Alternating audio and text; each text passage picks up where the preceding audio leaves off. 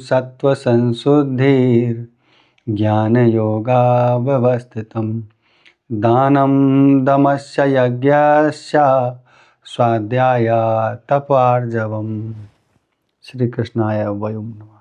परमात्मा को स्मरण करते हुए आज हम लोग ऐसे विषय पर चर्चा करते हैं जो कभी हमें मार्गदर्शन दिखाता है, कभी उसके विषय में कुछ ऐसा लोग बताते हैं कि ये लोगों को आक्रमणीयता की तरफ जाता है।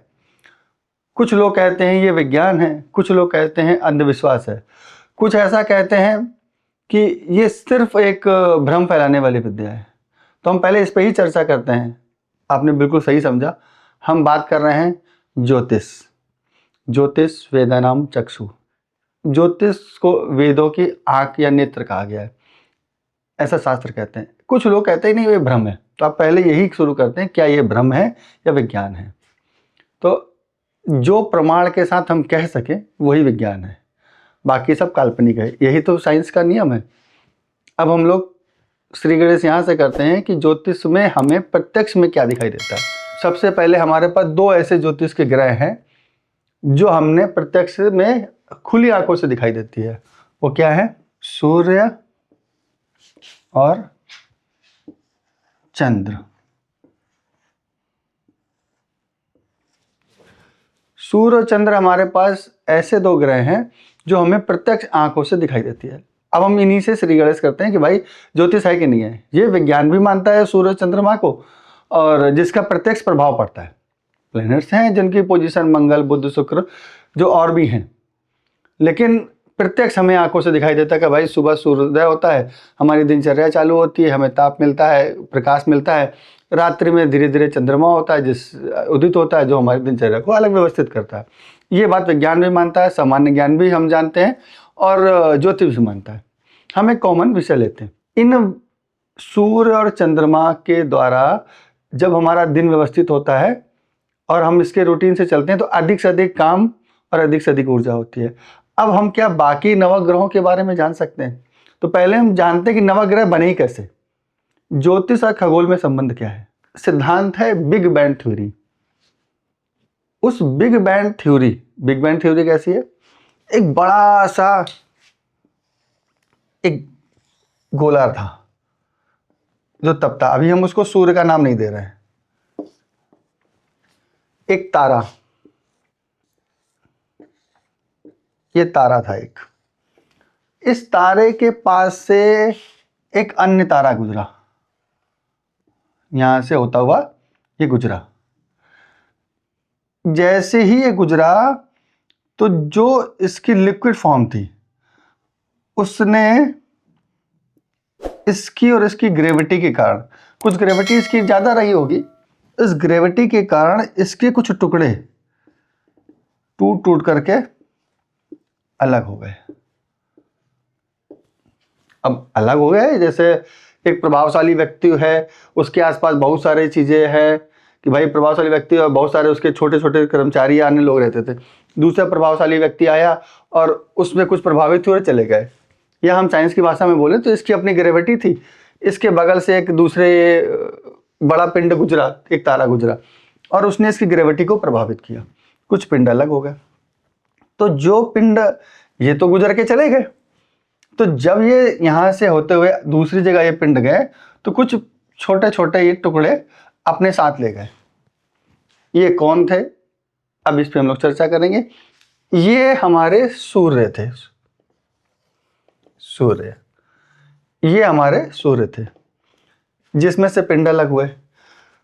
कालांतर में हुआ ये, जैसे जैसे समय बीता तो ये जो सूर्य हमारे हैं और इनसे ये जो छोटे छोटे पिंड अलग हुए थे, ये क्रमागत रूप से ग्रेविटी के कारण अब अलग हो गए, वापस तो जुड़ नहीं पा रहे क्योंकि इनकी गुरुत्वाकर्षण से ये बाहर चले गए थे। तो इन्होंने, और इतने बाहर भी नहीं गए कि इनको छोड़ के जा सके, क्योंकि जिनको जो ज्यादा दूर थे वो तो चले गए, अब ये नहीं जा पाए। तो इन्होंने इन सूर्य की परिक्रमा करनी चालू कर दी चारों तरफ गुरुत्वाकर्षण के कारण। जैसे हम लोग बचपन में हम लोग ये खेल खेलते थे कि बाल्टी में पानी डाला और उसको किसी रस्सी से पकड़ के घुमाते थे तो पानी नहीं गिरता था ग्रेविटी के कारण। और जो पानी शुरू में हमारे धीमी गति में गिर जाता था वो गिर जाता था, और जो पानी नहीं गिरा वो बाल्टी में रह गया। तो बस ऐसे ही है। कालांतर में जब इन्होंने घूमना चालू कर दिया तो और ये इनकी ग्रेविटी के हिसाब से ठंडे हो गए। धीरे धीरे जो जितना सूर्य के पास रहा वो तपता रहा और दूर वाले ठंडे होते चले गए। बस यही हमारा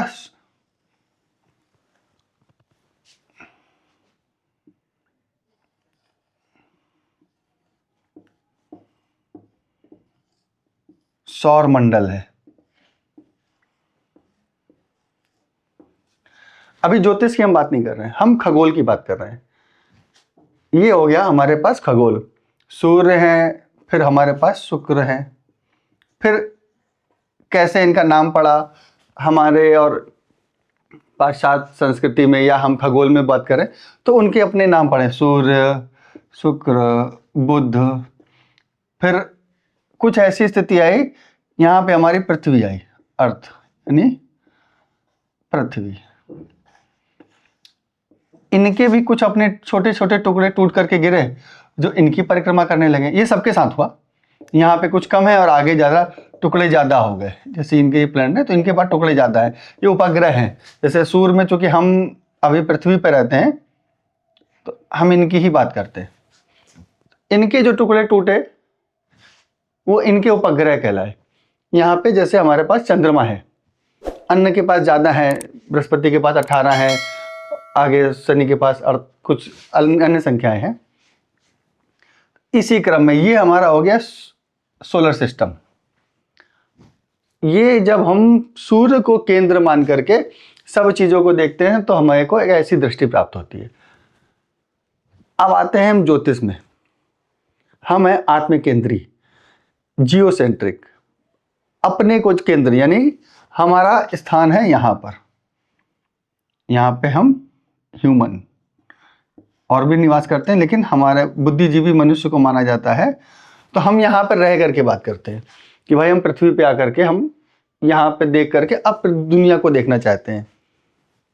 ये तो क्लियर होगा कि भाई ये पृथ्वी में तथा अन्य ग्रहों का निर्माण कैसे हुआ। तो एक अज्ञात तारा सूर्य के पास से गुजरा जिसकी ग्रेविटी की वजह से छोटे छोटे पिंड सूर्य से निकल करके अलग हो गए, जिनका कालांतर में अपना वातावरण तैयार हुआ, तापमान तैयार हुआ, मौसम तैयार हुआ, ये तैयार हो गया, जिनको फिर वैज्ञानिकों द्वारा तथा अलग अलग शास्त्रों में उनका अपना अपना नाम है। ये हो गया हमारे पास एक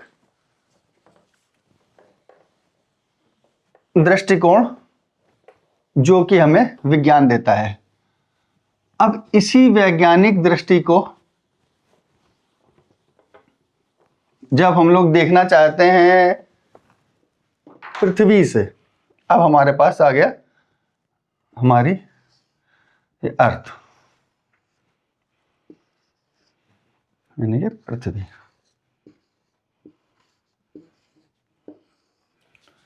और ये हमारा सूर्य नारायण है यानी सन। अब हम पृथ्वी पे बैठ करके जब हम मान के चलिए ये हम बैठे हुए हैं, यहां से हमने इसको दृष्टिगोचर किया यानी देखा। जब हम पृथ्वी से बैठ करके हम देखते हैं तो अब बहुत सारे ग्रह, ना केवल सूर्य का प्रकाश बल्कि अन्य ग्रहों के भी प्रकाश हमारे ऊपर आते हैं। अब इस प्रभाव का प्रत्यक्ष या अप्रत्यक्ष रूप से, जैसे हम अपने घर में रहते हैं तो खाली हमें अपने घर, लेकिन हमारे सामने के पार्क, हमारे सामने पड़ोसी, हमारे घर के आसपास जो रोड जा रही है उसका ट्रैफिक, ये सारा हमें प्रभावित करता है ना। ऐसे ही पृथ्वी पर होने के बाद सूर्य तो हमें प्रभावित कर रहा है, अन्य ग्रह और तारामंडल भी प्रभावित कर रहा। बहुत बड़ा अनंत जोडियाक, अनंत ब्रह्मांड है, तो हमें प्रभावित कैसे कर रहा है। जैसे हम जीवन जीते हैं, हमारे व्यक्तित्व के आसपास के किसी व्यक्ति को 200 लोग प्रभावित करते हैं, किसी को 500 करते हैं, और किसी का संबंध सिर्फ 10-20 लोगों से होता है। जो बड़े पॉलिटिशियन होते हैं उनका संबंध 1000-2000 या इससे भी ज़्यादा लोगों से होता है। तो ऐसे ही पृथ्वी पे पड़ने वाला ग्रहों का प्रभाव को अध्ययन करने के लिए अनंत है हमारे पास, क्योंकि जब हम 0 डिग्री से चालू करते हैं तो 360 में पूरा ब्रह्मांड आ जाता है। हम उतना नहीं कर सकते, जैसे हम सामने खड़े हैं तो ये दृष्टि तो हमें प्रभावित कर रही है, गुजर तो लोग यहाँ से रहे हैं लेकिन हमें प्रत्यक्ष रूप से वो दिखाई नहीं दे रहे। तो ऐसे ही पृथ्वी के हम जो अक्ष मानते हैं जहां पर हैं, इससे 9 डिग्री ऊपर और 9 डिग्री नीचे, यानी कि ये 18 डिग्री, यहां से हम 18 डिग्री लेते हैं। 18 डिग्री जैसे हम ये देख रहे हैं तो इस तरह की एक 18 डिग्री की बेल्ट एक काल्पनिक बेल्ट है। हम इसमें आने वाले सारे ग्रह, तारामंडल, जो कुछ भी आता है हम इसका आकलन करते हैं। इसको बोलते हैं जोडियाक, इसको जोडियाक और हिंदी में बोलते हैं भा चक्र। अभी हम ज्योतिष के उसमें नहीं गए कि आपका मंगल कैसा है, बुध कैसा है। पहले मंगल बुध को तो हम जान लें। हम वैज्ञानिक दृष्टि को पाने के लिए कि भाई इसकी काल्पनीयता में नहीं जाते कि ये कल्पना है, हम इसकी वैज्ञानिक दृष्टिकोण तो पहले प्राप्त कर लें, तब हमें इसकी चीज़ों पे विश्वास होगा या इसको हम ठीक से समझ पाएंगे। अब हमें बिल्डिंग कितनी ऊपर तक बनानी है, इसके लिए कम से कम नींव कितनी है ये तो जानना जरूरी है। ऐसे हम ज्योतिष का आधार सबसे पहले समझते हैं कि ये शुरुआत कहाँ से है, ये तो आपको पहले क्लियर हो। अब जैसे एज फॉर एग्जाम्पल हमें किसी ने बोल दिया भाई दिल्ली आपको जाना है और शताब्दी ट्रेन भी आपके पास है, गोमती भी जाती है, हमारे पास राजधानी भी जाती है। अब सिर्फ हमने एक नाम सुन लिया कि गोमती, राजधानी, शताब्दी, लेकिन अगर इसका हमारे पास कोई एक्सपीरियंस नहीं है, कोई प्रमाणिक नहीं है, तो हमें संदेह रहेगा। अगर हमें कोई ऑथेंटिक साइट से या किसी विशेष व्यक्ति ने जिसका अनुभव किया या जिस पे हम पे विश्वास है उसने नहीं बताया है, तो हमें डाउट रहेगा कि भाई ये ट्रेन दिल्ली जाती भी है कि नहीं जाती है। तो ऐसे ही हम अनुभव करने के लिए कि ऑथेंटिक साइट से हम एक प्रमाणिक बात करते हैं। अगर आप चले गए मान लीजिए ट्रेन से, तो फिर आप क्या करोगे, बैठ तो जाओगे इस ट्रेन पे, लेकिन हर स्टेशन पे उतर उतर के पूछोगे भैया ये ट्रेन दिल्ली जाती है क्या, या अपने पड़ोसी पूछते रहोगे कि भैया ये ट्रेन दिल्ली जाएगी। हर स्टेशन पे आपको समस्या होगी। लेकिन अगर आप पहले से मैप चार्ट करोगे कि भैया अभी इसकी यहाँ से चली है, फिर पनकी जाएगी, फिर इसके आगे निकलेगी, या फिर इसके आगे फिर इटावा पहुँची, फिर अलीगढ़ पहुँची, ऐसे करते करते आप धीरे से गाजियाबाद होते हुए दिल्ली पहुँच गए। आपको पहले से अगर मैप चार्ट बता देंगे तो यात्रा जरा आपको आसान हो जाएगी। बस इसी ज्योतिष का एक अंधविश्वास, कल्पना, अक्रमणीयता की जो यात्रा है से लेकर के आपको विज्ञान तक की जो यात्रा है वो इसी के माध्यम से होगी कि पहले आपने जो देखा है वो, और विज्ञान से सम्मिश्रित रास्ते से जब हम आगे चलते हैं तो ज्योतिष हमें एक अंधविश्वास फैलाने वाला ज्ञान नहीं लगेगा, एक व्यवस्थित ज्ञान है। तो इससे लाभ क्या होगा, छोटी सी चर्चा कर लेते हैं फिर हम विषय पे जाते हैं। अगर हमको खेती करना है, आजीविका, जीवन यापन के लिए भोजन तो ग्रहण करते ही हैं, अगर किसान को ये ज्ञान नहीं है मौसम का और कौन सी फसल कब उगानी है, तो वो हमको अच्छे अन्न उत्पन्न करके नहीं दे पाएंगे। जहाँ पे अधिक पानी की ज़रूरत होती है बारिश के मौसम में, वो अन्न अगर उसने गर्मियों में उगा दिया तो या तो वो ठीक से फसल नहीं होगी या वो खराब हो जाएगी। तो हमें प्रचुर मात्रा में अन्न का साधन नहीं प्राप्त होगा। तो जैसे मौसम का ज्ञान होने से, कृषि का विज्ञान का ज्ञान होने से कृषक यानी कि हमारे किसान भाई वो हमें अधिक से अधिक अन्न उगा करके दे सकते हैं और हमारे जीवन में बड़ी सहजता ला देते हैं।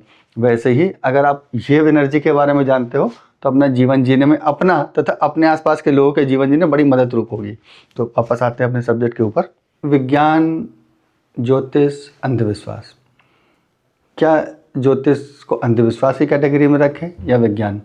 इसी क्रम में हम लोगों ने पहले सूर्य चंद्रमा का जिक्र किया, फिर भचक्र का जिक्र किया कि भाई भचक्र तक कैसे पहुँचे, सूर्य से लेकर के नवग्रहों के निर्माण कैसे हुआ।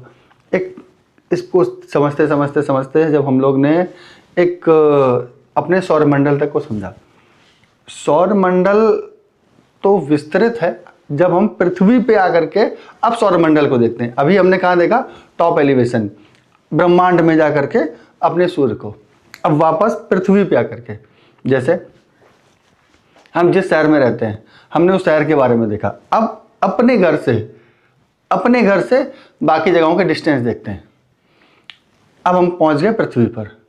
तो पृथ्वी पर सबसे पहले एनालिसिस करने के लिए, विवेचना करने के लिए हम लोगों ने कितने ग्रहों का प्रभाव, क्योंकि ऊपर अनंत भी आकाश है और आकाश में भी न जाने कितने सूर्य चमक रहे हैं, यानी हर तारे जो सूर्य है नीचे भी है, तो हमारे पे कितना प्रभाव डाला, इसको समझने के लिए हमने 9 डिग्री ऊपर 9 डिग्री नीचे, नहीं 18 डिग्री की एक बेल्ट की परिकल्पना करी, जोडियाक।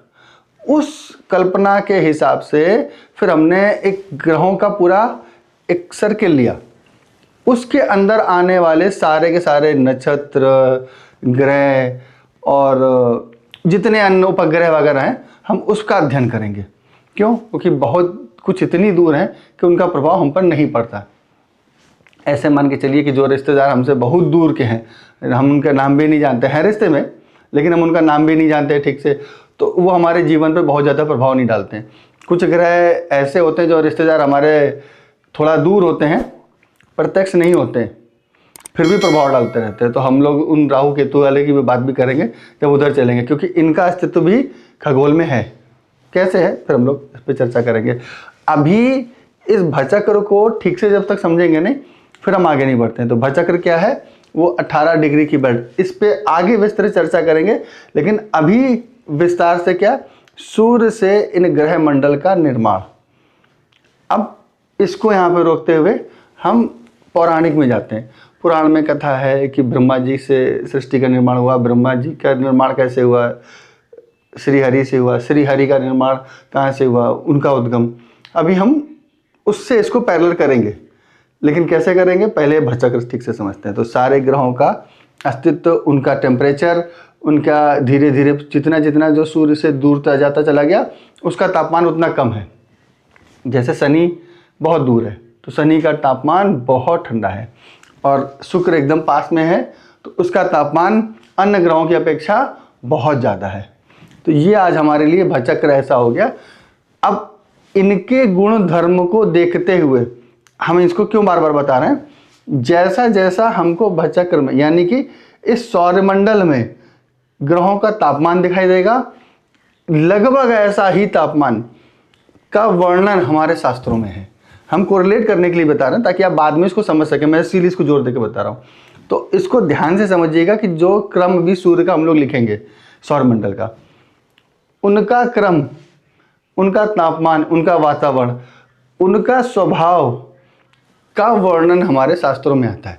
तो अगली वीडियो में हम इन ग्रहों का वैज्ञानिक दृष्टि से तापमान कैसा है, स्वभाव कैसा है, इनका रंग रूप कैसा है, इन पे चर्चा करेंगे, क्योंकि ये आगे हमें ग्रह मंडल में काम आने वाले हैं, ज्योतिष में। तब तक के लिए बहुत बहुत धन्यवाद। और जो नई जिज्ञासा आपकी हो इससे संबंधित या आगे, उसको कमेंट में करें, और कुछ और हो डायरेक्ट मैसेज भी कर सकते हैं, जो आपको ठीक लगे जिस साधन से आप उसमें करिएगा। और लाइक और सब्सक्राइब करना तो से करने से आपको अच्छी अच्छी वीडियो बनाने का हम पूरा प्रयास करेंगे। तब तक के लिए आज ये अगला भचक्र पे विशेष चर्चा करेंगे, ग्रहों से और तारामंडल पे। तब तक श्री राम।